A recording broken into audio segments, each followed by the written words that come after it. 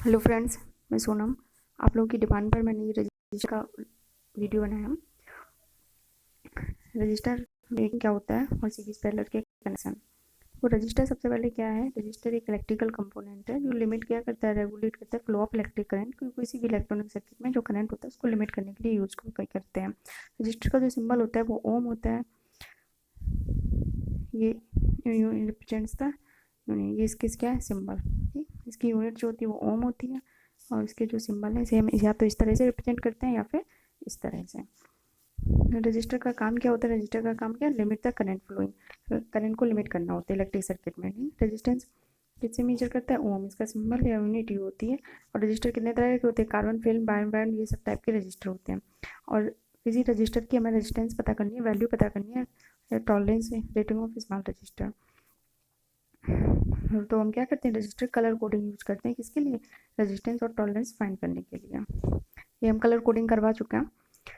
Late late मान लो हमारे पास 3 register हैं। अब सबसे पहले देखते हैं रजिस्टर जब सीरीज में कनेक्ट होते हैं। मान लो हमारे पास 3 रजिस्टर हैं। ये अपने 3 लगाए, 1 किलो ओम का, 5 किलो ओम का और 9 किलो ओम का। इसके अक्रॉस 5 एम्पीयर की करंट फ्लो कर रही है। तो हम देखेंगे इसके अक्रॉस रेजिस्टेंस कितना होगा। जब सीरीज में रेजिस्टेंस लगे होंगे तो सबका एडिशन हो जाएगा। हमारे पास कौन कौन से रेजिस्टेंस लगे? 1 किलो ओम, 5 किलो ओम और 9 किलो ओम का। तो सबका एडिशन हो गया कितना? 1 + 5 + 9 कितना हो गया? 15 किलो ओम। जब रेजिस्टेंस सीरीज में लगे होंगे तब क्या होगा? Total resistance of a circuit M C is equal to sum of individual resistance. Individual कितना है? 1, 5 और 9, यानी कि रेजिस्टेंस टोटल कितना होगा? R1 + R2 + R3। अगर इसमें और ज़्यादा लगे होते R4 R5 तो इस तरह से और ज़्यादा ऐड हो जाते। तो टोटल रेजिस्टेंस हमारा कितना हो गया? 15 किलो ओम। जब सीरीज में लगे होंगे तब वोल्टेज क्या होगा? क्योंकि सीरीज में वोल्टेज का डिवीजन होता है तो वोल्टेज अलग अलग होगा। फर्स्ट के अक्रॉस वोल्टेज कितना होगा? V1। उसके अक्रॉस कितना करंट फ्लो हो रही है? V1 क्या होता है? IR। जैसे फर्स्ट हमारा था I कितना? 5 एम्पियर।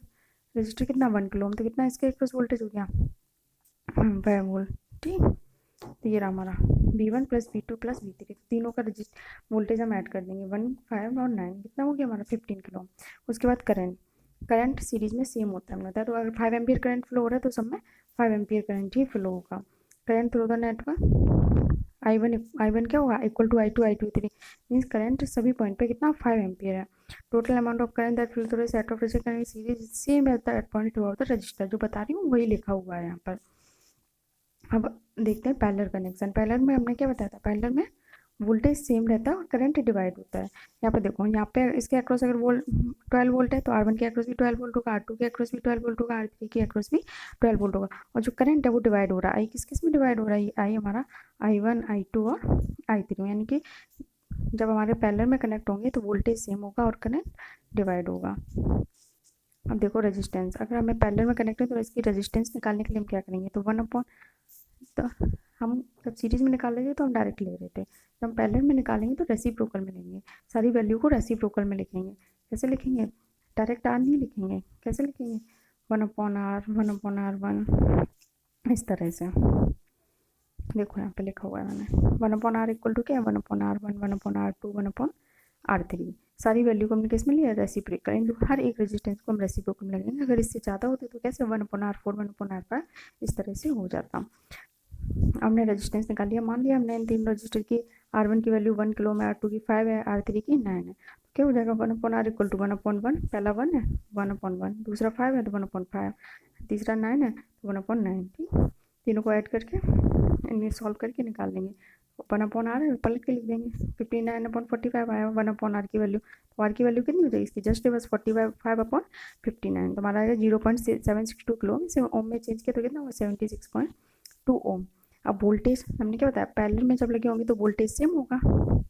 वोल्टेज सेम होगा तो क्या, जो V होगा यानी कि 12 वोल्ट दिया तो V equal to V1 equal to V2, यानी कि सभी के अक्रॉस 12 वोल्ट ही वोल्टेज होगा। यही लिखा हुआ है।